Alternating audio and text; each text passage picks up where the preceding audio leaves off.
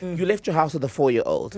Removed said 4-year-old from their pram. Children are not meant to be captive. Please, place the heater in the pram. Your wandering 4-year-old knocked it over. So you are liable. Anele and the club on 947. We were having breakfast in the staff restaurant there, having eggs and chicken livers and pie and all of that. And Ryan, our producer, starts telling us the story. But when he started telling the story, you know when somebody's telling you a story, knowing, assuming is the word I'm looking for. When he tells you a story, assuming that all of you guys are going to be on his side. Yeah, because he's our mate. Yeah, he's our mate. We love him, He's producer Ryan. Come on. And then as he's telling the story, we start interrogating the story. And then finally I was like, actually, you're not the right person to tell the story. Your wife is. Oh. So this is why I've got the wife on the line right now. Carmini, good morning. Welcome to Anele and the club. Hi. We're the people you love to hate. We're the ones who take your husband out of bed at 4 a.m. in the morning. That's us. And we love you, Carmini. Love you guys too. I listen to you every morning. Wow. Wonderful. I mean, you've got to pay that mortgage. Making sure he's at work. Okay, Carmini, this weekend you guys what shop were you in? You were in a retail store. Let's not get you guys arrested. Yes. You guys were in a retail store this past weekend. And whilst doing the shopping, you pick up a heater and then you continue to shop, right? Yes, we continue to shop. So Ryan wanted a heater that's energy efficient. So we got one of those halogen ones. Put it into the pram that my daughter wasn't sitting in anymore. Okay. And we're walking to the till. As we're walking, my daughter turns around. She bumps the pram and the heater goes tumbling down. Oh. So then I'm like, okay, let's just pick it up. And as I pick it up, I hear like a clinking sound. Told Ryan, I in the shop, go return it now. Quickly, exchange it. He's like, no, we can't do that. How can you do that? I'm like, but we haven't paid. Just go exchange it. So we exchanged it. Now I'm sitting here in front of this warm, toasty heater, enjoying it. And this cold front, it's lovely. After you broke a heater and didn't pay for it. Wasn't me, was my daughter. Love your words. And she's all of 4 years old, guys. You can't hold a 4-year-old accountable. You can hold the parents accountable. No, you can't. Carmini, thank you for this, because this is now going to spur a huge debate. Please enjoy your heater. They sit there, madam. Thanks. Oh, it's lovely. Enjoy the silence. We'll keep him here till 11 today. All right, there we go. So here's my question. In that scenario, what is supposed to happen? That scared me. No, this is the thing. We are now on the prowl now to find the answers here. What is supposed to happen in that scenario? They're supposed to pay. No, they're not. They are supposed to pay. No. Guys, you took this thing from the shelf, put it in a pram in a store that I assume has trolleys, firstly, which are safer for the movement of goods. You put it in a pram because South Africans and rules, it's a problem. Now, your child has broken this heater. But the heater still belongs to the shop until I pay for it. If you pay for it and then it breaks as we're walking out, that's your problem, honey pie. What's next? Let's scratch the car in the dealership and it belongs to them until I buy it. Yes, that's Actually, exactly that. You're You should right. be penalized. You're exactly right. You should be penalized. I think there are stores, with kids, I've walked in stores where they said you break, you pay. But you find that those are generally small, little, privately owned, stores. And it's like a vase for glass, 9,000. Like glass, like a little fairy motive or something. Oh, gosh, I don't need that thing. A Swarovski eagle. And then what happens? You're extra careful, right? But if you're in a big store and something, how do you know that it... Actually, we need to shake all the boxes.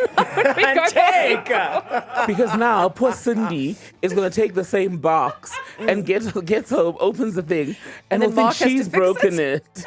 No, Kaluk, now shake And now the you've things. lost the slip. Shake the things. No, my thing is that if, as Carmini said, you're in the store, so if you're taking it back, you put this heater back on there. If now I come in and buy it, then I get home and I realize, this thing's broken and I've got a receipt. I take it back to the store. They will deal with it. They'll probably take it back to the supplier. Gavin and I were chatting about So this. everyone is responsible except you, the breaker. No. Who's my child? Yeah, but your child is an extension of you. Yeah, no, Timbigile. The thing is, I think in retail stores, there should be somebody at the end of each day who goes around shaking everything to make sure that things. And who pays them? Yay, what happened is exactly what was supposed to happen. Why would I go pay for a broken heater? Guys, she says what happened is exactly what was like it's a breakup with a lover. No, you break, you pay. So many things are making sense now why the economy hasn't grown in this quarter. So many things are making How many sense. heaters must macro replace? Blessing, good morning. Morning, guys. Morning, Blessing. Talk to us. What's supposed to happen here? Mamela, guys. Even if I break the whole bottle store by mistake, they will replace it. Not the bottle store, I- Blessing. If I turn around and bump it by accident, tomato sauce, mayonnaise, Worcester sauce, it's their problem. You mop up the sauce, put it somewhere. I don't know. Okay, so when does it become your problem? Let's say you've paid for the tamati sauce, the mayonnaise, the Worcester sauce now, and you're walking out. If I'm in the parking lot, and I drop it, it's oh well, I need to go home. I can't do anything about it. But if it's in the store, unfortunately, I need another one. I mean, that's why they call it a store, because there's more. Exactly. Okay. Okay, Blessing. Okay, Blessing. We hear you. Tembekile is shaking his I'm head. shocked. Kathy, you and Tembekile need to go on holiday together. Morning, guys. How are you? Good, Morning. Kathy. How are you? Good, thanks. Tembekile, I am totally on your side on this one. I have a 1-year-old. And if he likes to put everything in his mouth. So if mommy gives it to him and he breaks it or he opens it in the store because we want to entertain him, it's our responsibility to pay for it. But if I accidentally knock something with the pram by mistake and it falls off, like managers and store owners are generally quite like accommodating, like, listen, sorry, I knocked this. This is a you problem now. So there's a double side to this, guys. So then you're not on Tembekile's side, Kathy. Come this side. Come, my baby. No, she come. is. Well, because I'm more on Tembekile's side. So if it's like a genuine accident, then it's like, okay, listen, but claim your stuff and be like, honestly, listen, this is what happened. Also, you guys Don't are saying just we put it must back. report yeah, ourselves. at the very least. Okay. Because let's stick with Ryan because that's our case study. You left your house with a 4-year-old, removed said 4-year-old from their pram, which is their safe place, where their holding area where Children they should be. are not meant to be captive. Please, Tembekile. for our collective safety, you're supposed to keep your kid in the pram. Okay. Removed said kid from the pram. Placed the heater in the pram. And then what happened? Your wandering 4-year-old knocked it over because that's what 4-year-olds do. So you are liable. You're looking at this the wrong way. I removed my child, who is so precious to me, and I replaced my child with your stock. This is how much I respect your stock. You kept it comfortable. I kept it comfortable. Okay, I put a little safety belt on it. Okay, there's cushioning in there. Right, this is how much I respect you and your shop. And Why? you still broke it. But can you see my intent? My intent was protect you at all costs. Don't look at what happened. Look at what my intent was. Sabrina, Good morning. okay, tell us. So I had this rule when I walk into a shop with my 2 kids, which was 3 and 4 at the time, that their hands must be behind their backs, right? Next minute, I just hear a shelf falling and it's just rattling all over the shelf. I'm trying to calm my son down. His name is also Liam. And while I'm calming him down, my daughter disappears. She started running from the shock. So I left my son in Boardman's. And I ran through the mall after my daughter.